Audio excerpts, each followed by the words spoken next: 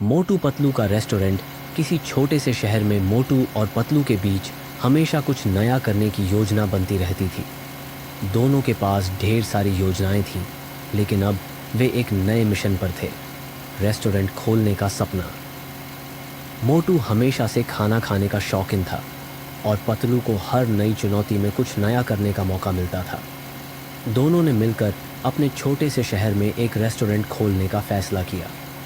मोटू के मन में यह सपना था कि उनका रेस्टोरेंट सबसे खास होगा, जहां लोग स्वादिष्ट खाना खा सकेंगे और साथ ही एक आरामदायक माहौल भी मिलेगा।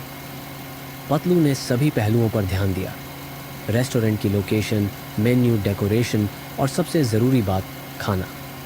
उसने मोटू से कहा, मोटू, याद रखना, अगर रेस्टोरेंट सफल होना है तो हमें सिर्फ स्वाद पर ही नहीं, ग्राहक सेवा पर भी ध्यान देना होगा। मोटू अपनी पूरी ऊर्जा और जोश के साथ काम में लग गया। उसने रेस्टोरेंट के लिए एक सुंदर नाम रखा, मोटू पतलू का स्वादिष्ट संसार। कुछ ही दिनों में रेस्टोरेंट तैयार हो गया और उद्घाटन के दिन शहर के लोग उत्साहित थे। पहली बार लोगों को यह देखने को मिला था कि मोटू और पतलू ने अपना खुद का रेस्टोरेंट खोला था। रेस्टोरेंट का उद्घाटन एक धूमधाम से हुआ। लोग उत्साहित थे क्योंकि उन्हें पता था कि मोटू का खाना हमेशा स्वादिष्ट होता है। पतलू ने माइक पर आकर सभी का स्वागत किया और रेस्टोरेंट के बारे में बताया, यहाँ आपको न सिर्फ स्वाद मिलेगा बल्कि एक बेहतरीन अनुभव भी होगा।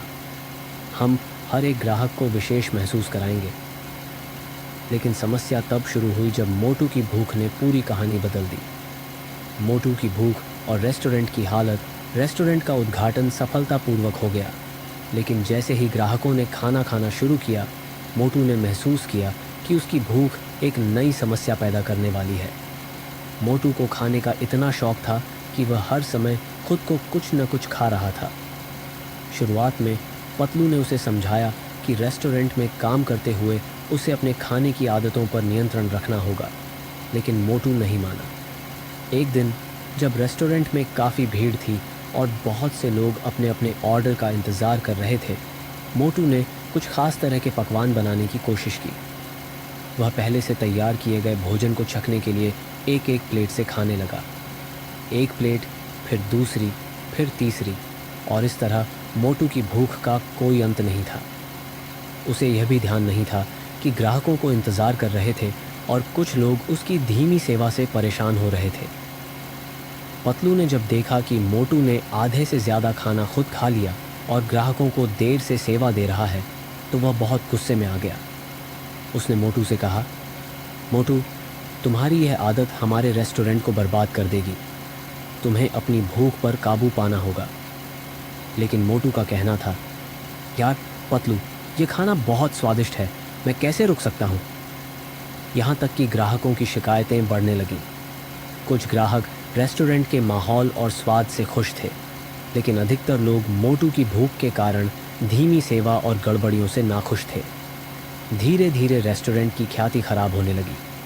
पतलू ने समझ लिया कि अगर इस समस्या का समाधान नहीं किया गया तो उनका रेस्टोरेंट बहुत जल्दी बंद हो जाएगा। उसने मोटू से गंभीरता से बात की और कहा, मोटू, हमें अपनी आदतें बदलनी होंगी। हम इस रेस्टोरेंट को चलाने के लिए नहीं बल्कि लोगों के लिए चला रहे हैं। तुम्हारी भूख अगर इसी तरह हावी रही तो हम किसी भी दिन डूब जाएंगे। मोटू ने पतलू की बात मानी और उसने अपनी भूख पर थोड़ा काबू पाना शुरू किया। हालांकि ये आसान नहीं था, क्योंकि मोटू का पेट हमेशा एक नया खाना चाहता था। पतलू ने उसे सुझाव दिया कि वह एक स्वाद टेस्टिंग सेशन शुरू करे, जहां वह नई डिशेस को टेस्ट करता रहे, लेकिन उसे एक तय मात्रा में खाना खाना होगा और बाकी का ध्यान ग्राहकों पर रखना होगा। मोटू ने पतलू की बात मानी और उसे यह तरीका काफ़ी कारगर लगा।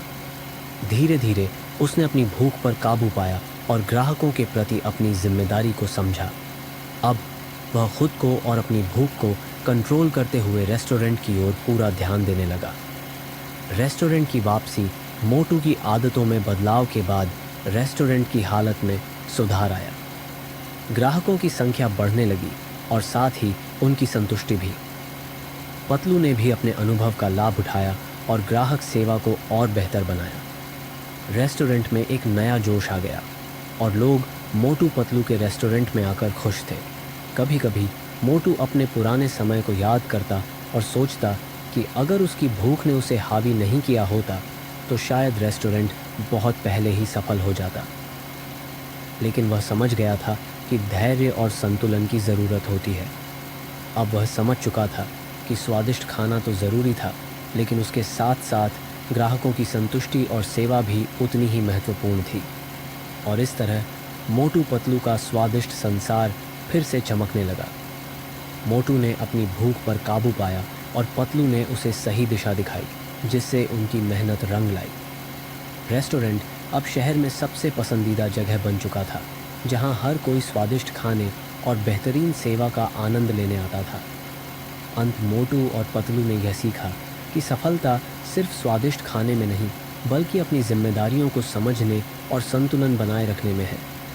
यही कारण था कि उनका रेस्टोरेंट अब सफलता की नई ऊंचाइयों को छू रहा था और उनके जीवन की सबसे बड़ी जीत यही थी।